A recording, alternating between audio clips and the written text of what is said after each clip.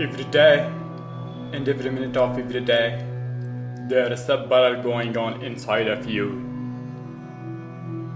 between doing what is right, hard, and necessary like the angel on one shoulder, or doing what is fun, easy, and of little or no value like the devil on your other shoulder.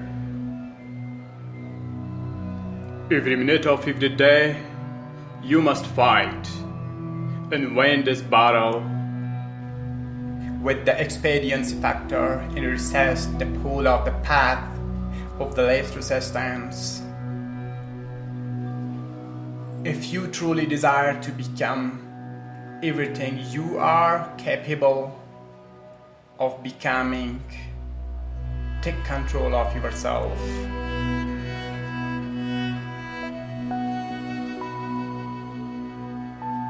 Another definition of self-discipline is self-control.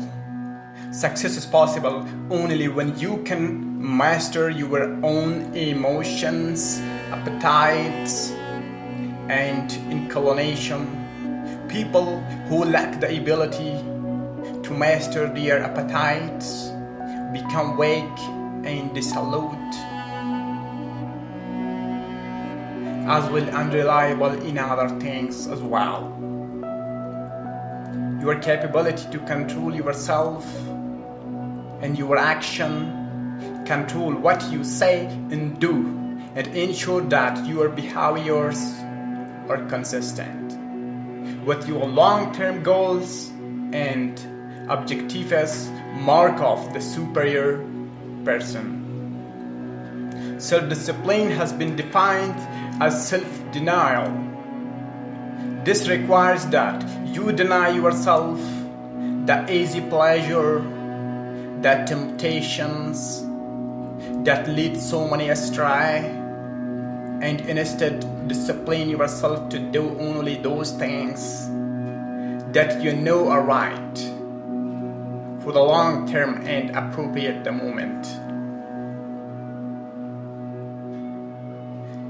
Self requires delayed gratification, the ability to put off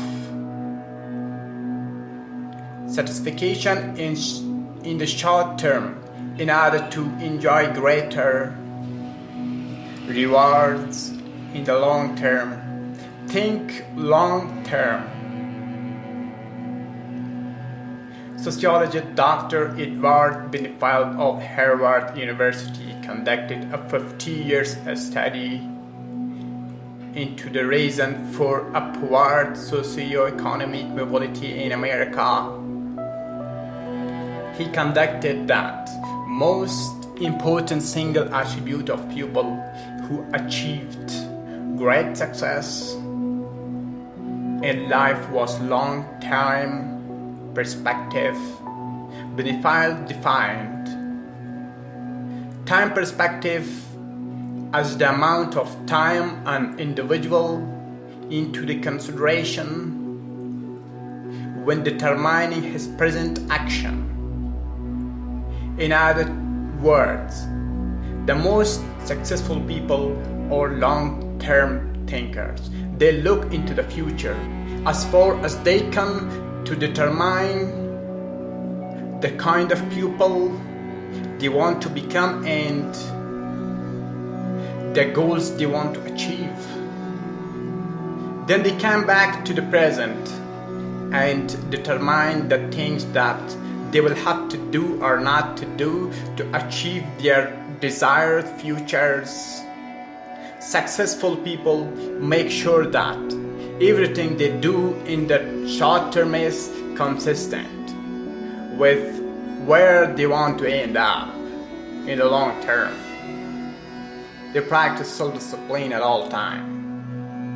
Perhaps the most important word in the long-term thinking is sacrifice.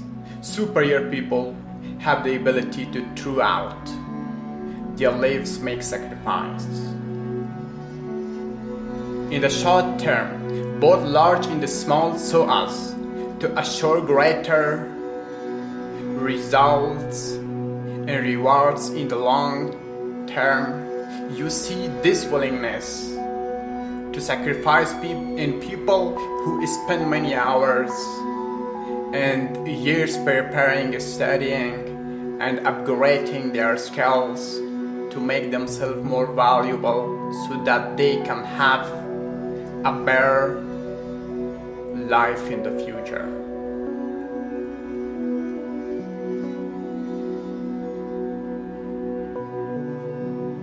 Rather than spending most of their time socializing and having fun in the present, your ability to think, plan, and work hard in the short term and to discipline yourself to do what is right and necessary before you do what is fun and is, yes, the key to creating a wonderful future for yourself.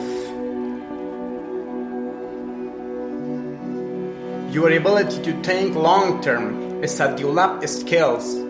As you get better at it, you become more able to predict with increasing accuracy what's likely to happen to you in the future as a result of your action in the present. This is a quality of the superior thinkers. Short-term gain can cause long-term pain. There are two laws that you fall victim to when you fail with practice self-discipline. The first is called the law of unintended consequences.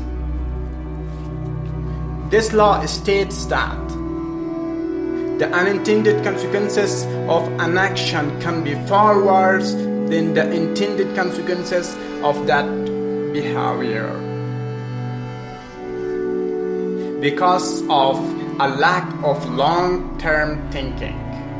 The second is the law of perverse consequences, which says that short-term action aimed at immediate gratification can lead to perverse or the opposite consequences from those at which it was aimed. For example, you might make an investment of time, money, or emotion with the desired intent to be better off and happier as a result. But because you acted without carefully thinking or doing your homework, the consequences of your behavior turned out to be far worse than if you had done nothing at all. Every person has had this experience, and usually more than once. The common denominator of success. Herbert Gray, a businessman, conducted long-term study searching for what he called the common denominator of success. After 11 years, he finally conducted that the common denominator of success was that successful people make a habit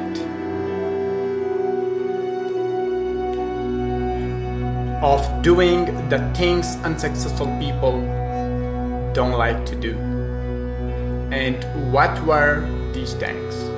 It turned out that the things that successful people don't like to do are the same things that failures don't like to do either. But successful people do them anyway because this is the price they have to pay if they want to enjoy greater success and rewards in the future. What Gray found was that successful people are more concerned with blessing results, whereas failures were more concerned about blessing methods. Successful Happy people were more concerned with the positive long-term consequences of their behaviors, where successful people were more concerned with personal enjoyment and immediate gratification.